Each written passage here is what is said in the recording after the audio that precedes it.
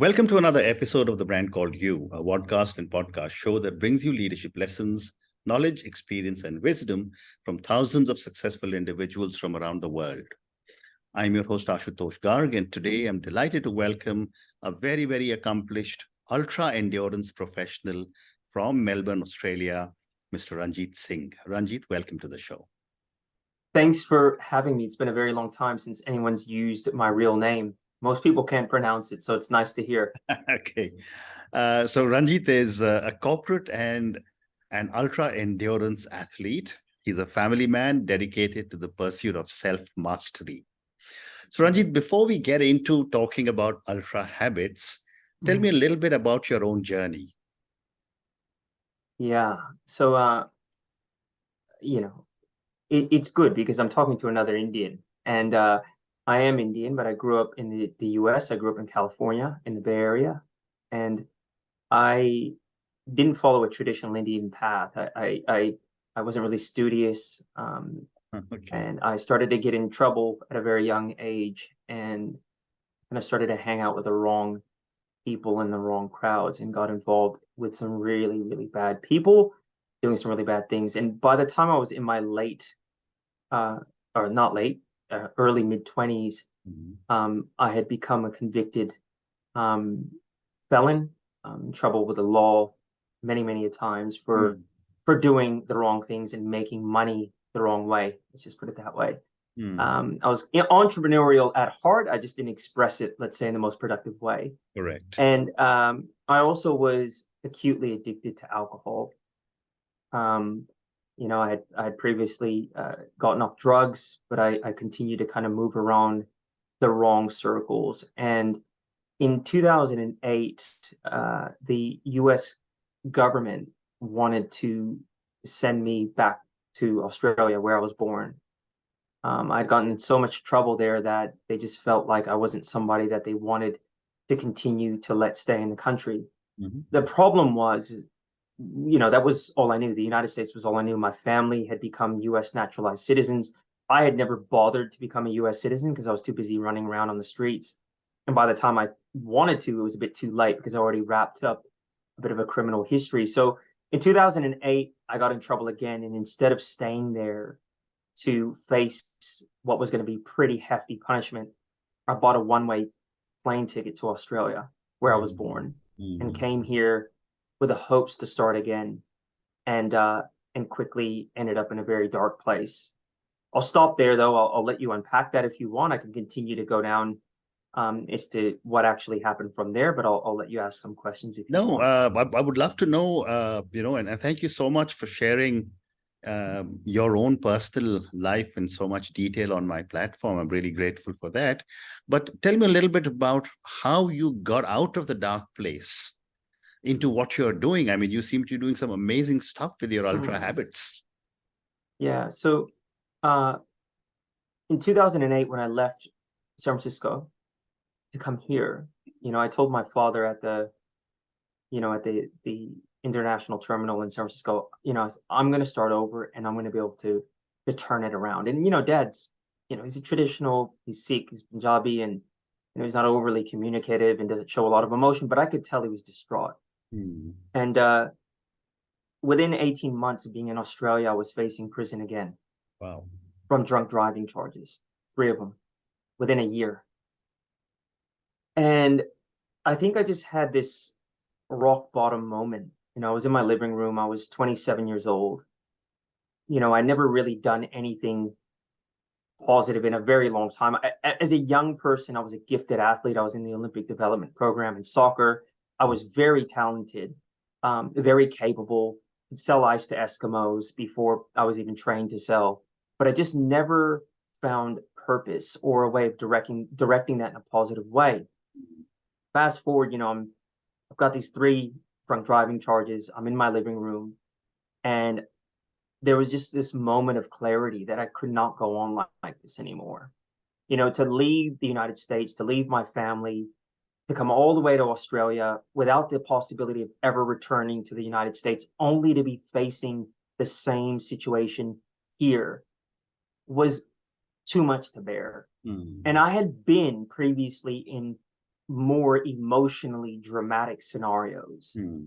But for whatever reason, at that moment, I saw myself for what I was, and I decided that I was not going to take another drink. Mm. And the obsession to drink was immediately lifted. Mm. That culminated with meeting a couple entrepreneurs Mm-hmm. from Melbourne at the time, a couple young guys that one of them lived in San Francisco. So he kind of had an affinity for me, but he also was a natural teacher. And he was also, probably to his detriment, a fixer of people. Mm. Like he had this need to fix. Mm. You saw it throughout all his relationships, but for whatever reason, I met him, and I told him my whole story, and what he basically said to me in that conversation in the coffee shop was like, "You've got something special. You've got a gift. You just haven't really harnessed it yet, and you don't know how to express it. Mm. I'll give you an opportunity to work with me. You sort yourself out, and you just do what I tell you to do." Mm. And it was at that moment where I had this twofold scenario occurring. One, I didn't want to drink anymore. I didn't want to live the way I was living. But here was an individual presenting me another path. Mm. And those two things came together at that very moment. And that was the beginning. Wow. That was the beginning of the transformation. Wow. Amazing. Yeah. Amazing. Thank you again. Thank you for, I mean, when people will listen to this conversation, I'm sure most of them will come back and say, what an amazing and inspiring story you've just shared with us. But Ranjit, when I was reading about you preparing for this conversation, you say your mission is to lead by example and share the ultra habits needed to achieve ultra performance in all areas of life. Now, help me or take me through your journey of when at 27 or 28 you had this realization you stopped drinking. What did you do to get back into your natural place of being a great sports person and starting to develop very positive ultra habits? Yeah. So I think the benefit for me was I was still quite young. I'm 27 years old. I physically recovered. I'm athletic by nature. And so I started to run excessively. Mm-hmm. Excessively. I'm still smoking 2 packs of cigarettes a day, like stressed out, I'm manic. Where I was working, they held a wide space for me. A lot of psychological safety, and they knew what I was going through, but my energy and output was profound. And I realized that when I got sober, this energy, which was so profound, it was hard for me to manage, was going to be my superpower. I knew that. I just knew, I had a sense for it, but I didn't know how that I would temper and channel it. And so I started to exercise, started to run. I immersed myself in commerce, and I was very good at it. All the wheeling and dealing and everything I had done out there on the streets, high risk behavior. I understood how to read people. I understood the nuances of stakeholder management. I understood how to manage risk. I knew how to sell. I was good at commerce, and it was amazing because this was the first time I was doing something entrepreneurial and not potentially getting arrested for it. So it was great. And I started to notice that the people around me, like my mentor, his name was Matthew, these guys were all like really educated.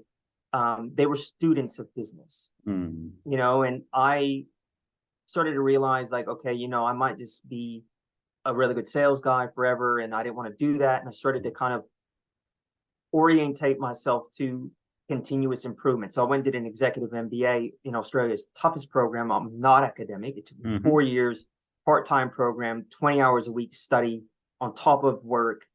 I started to kind of develop this this philosophy of kind of mind, body, spirit evolution, like an inside out approach, right? Like for me, business wasn't about becoming super rich or successful. It was a means of transforming myself. It was a means that I would use to become better, smarter, quicker, faster, stronger. And I started to then develop this sense that if I could continue to do difficult things, and the first difficult thing I did was get sober. That was extremely difficult. Correct. It was so hard, but what it revealed to me that anything worth doing or anything transformational is painful, and it should be that way. And the problem is most people don't accept that. They don't understand that process of pain, the pain of change, is transformative, or they don't care enough about that. And what I learned through the process of getting sober, which I then replicated, through doing my MBA. The MBA was a crucible, man. That was hard for me. And then getting into endurance sport. I run very long distances. I'm pursuing a Guinness Book of World Record right now, in something that is extremely physically challenging and mentally taxing. But I do this because I know that by stretching myself, my mind, body, spirit, and continuing to kind of see what's on the other side of that door, that's where I get my magic and my secret sauce from. Very interesting. And, you've got Ultra Habits behind you. It's the name of your podcast. You are an ultra endurance athlete. For my viewers and listeners, Ranjit, how do you define the term Ultra Habits? That's a very good question. So there is no habit that in itself is ultra, right? It is when we are consistent with our habits that, and we, as James Clear talks about, stack habits. If we stack anything positive, it has an accumulative effect. But for the sake of this conversation, we're talking about habits. But if we stack habits and good habits across the day, across our life, it results in an ultra outcome, right? And that can look like anything for the individual in terms of whatever their purpose and target or direction or aim is, right? So it's not so much that any habit in itself is, oh my God, this is the silver bullet. It's about effectively integrating the right habits that work well within your life that enable an ultra outcome. Okay. So there's a bit of a play on words there, but in reality, it is extremely simple. My day and how I interface with my day is extremely simple, but it's not easy. Fascinating. And, a few minutes ago, you talked about working towards a Guinness World Record, and that, you run a lot. How much do you run every day? And a little more about the record that you're wanting to achieve. Yeah.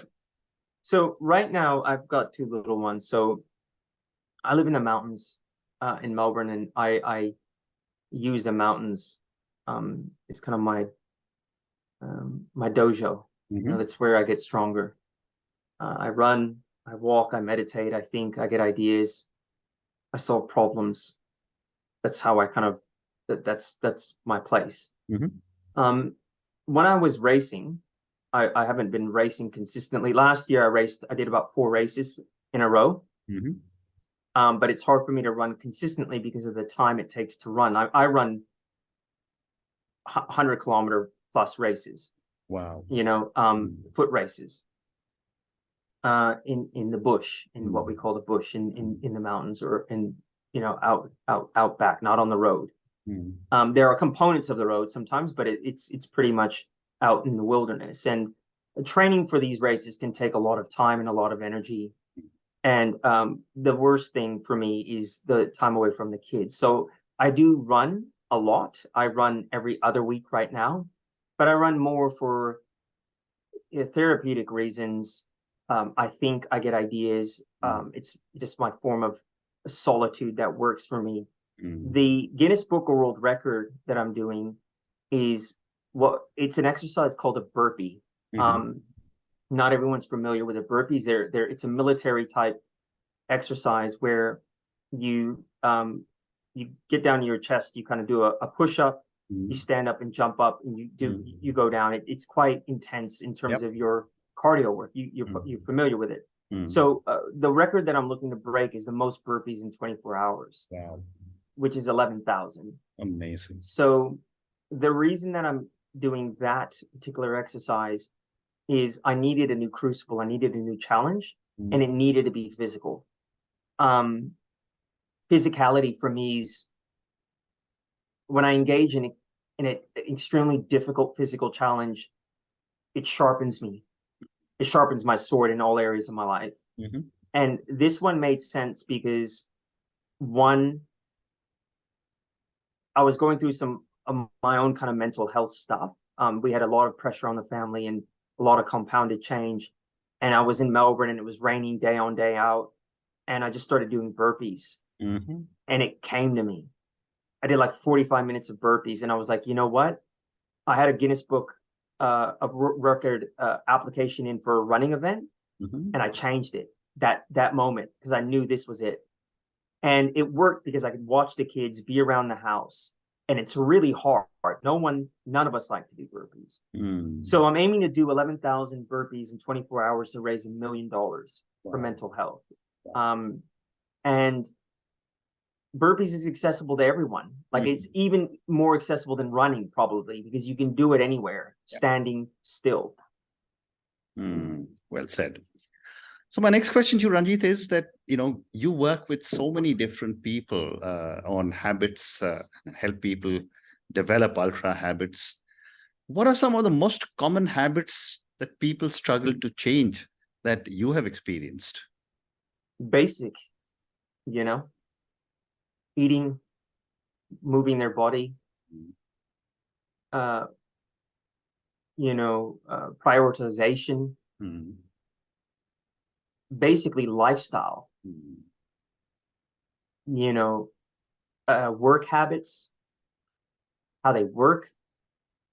I think most people aren't doing enough analysis of themselves.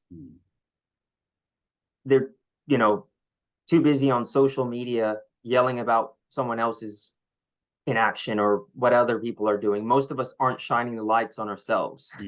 It's too easy to look at everyone else. Correct. And the problem's out there. No, the problem is here. Correct. And I think that's, it takes a lot of courage to start to look within. Well said. Well said. And, I've spoken to so many different people. There seem to be a lot of misconceptions about developing habits, and a lot of people tell me, oh, this is how I am, and there's not much I can do to change. What would you say to them? Because you seem to have broken some amazing habits and developed some very, very positive habits now.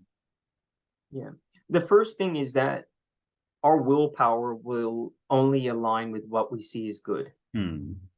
We cannot change what we don't value.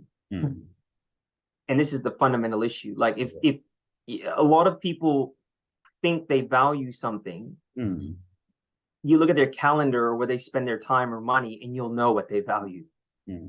Right. And I think the first thing is that we have to see what we're trying to do is truly good to us, not someone else. And it's very difficult to know how someone gets to that place. Like, how did I get to that place where I valued being sober more than not being sober? Nobody helped me get there. Correct. That was a come to Jesus moment, so to speak, on my own. So that everyone has to figure out how to get to a place where they start to value that habit or that way of life better than their current. And once you do that, you start to, first of all, I think it's really important to see yourself as to where you're trying to go. Right. So I value being a fit person, or I value that I want to change my behavior to fitness. I start to see myself as a fit person, and I start to commit myself to that vision of me. I have to, because if I'm not committed to that vision of myself. When it gets hard and that alarm goes off at 4 a.m. or 5 a.m., I'm not going to get up. Mm. And so the first thing is I've got to value it. And then two, I've got to start to see myself in that light. And whatever I'm trying to achieve in that outcome, I've got to see myself at the end. Mm. And then what I recommend is start to build an ecosystem of people, of connections, of activity that orientates myself to that habit, where I can keep myself accountable, right? So if I'm trying to, let's say, lose weight, I don't want to try to lose weight on my own without anybody knowing about it. Mm. You know, I want to, first of all, really value fitness, start to see what I could look like as a healthy person.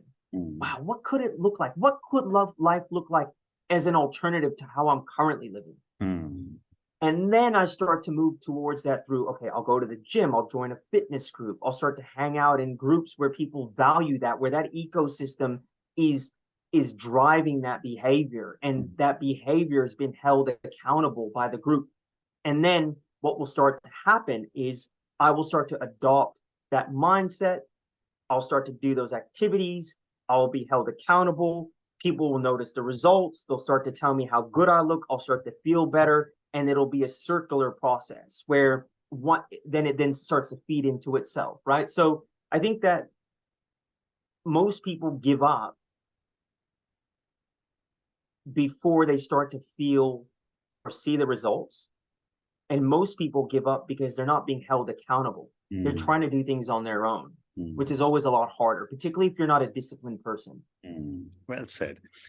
So Ranjit, I have time for two more questions.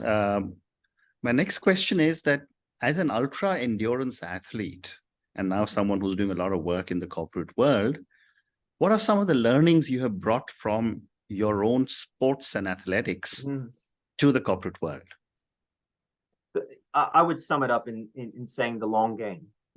You know, like I am very suspicious of shortcuts and hacks. You know what I mean? Like I'm all for optimizing through process. You know, maybe this process is better, but maybe it's more lean. But I'm also a person that, because of endurance sport, understand the need to trudge. Sometimes in an ultra endurance running race, you have to walk because you're in such bad shape. And you might be 40 or 50 kilometers away from the end. You might be 10 to 15 kilometers away from an aid station and your body's in full cramps. And you just have to get one foot in front of the other. And I've learned, and you know, I learned a lot in business that's helped me in ultra endurance and vice versa. It's quite circular in that way. But I would say the main thing is understanding the long game and the need to kind of be committed.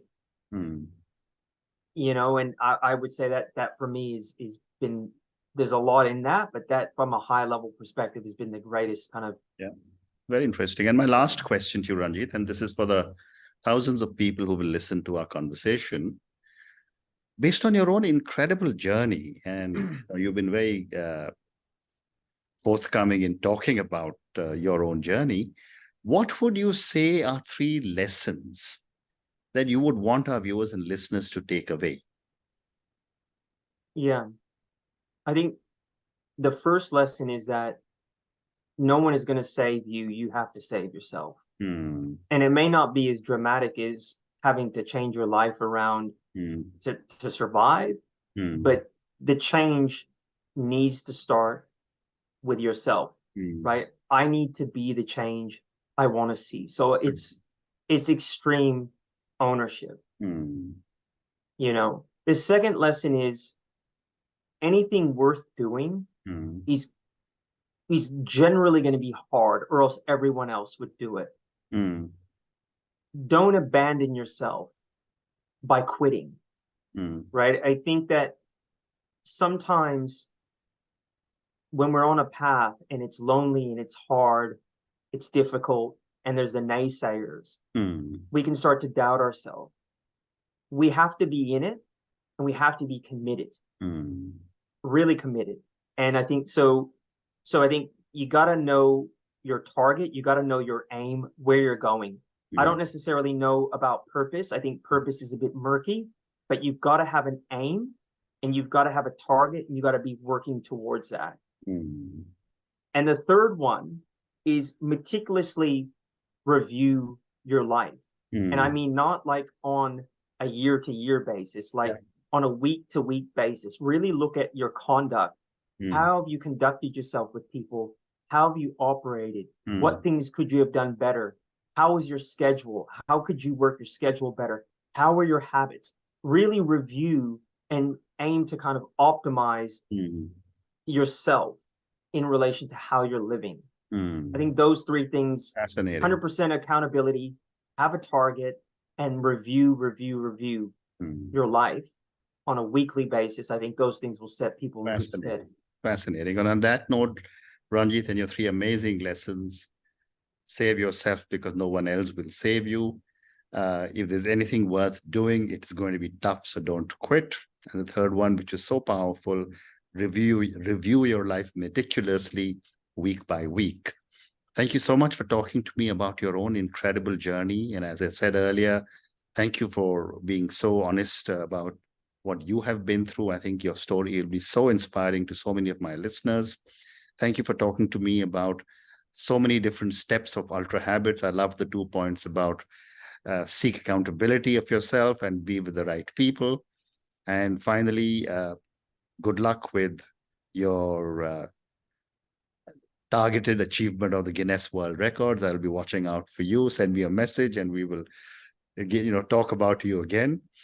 But thank you again for speaking to me, and good luck. Thank you so much, Shashtush. Thank you for listening to the Brand Called You videocast and podcast, a platform that brings you knowledge, experience, and wisdom of hundreds of successful individuals from around the world. Do visit our website, www.tbcy.in, to watch and listen to the stories of many more individuals. You can also follow us on YouTube, Facebook, Instagram, and Twitter. Just search for the Brand Called You.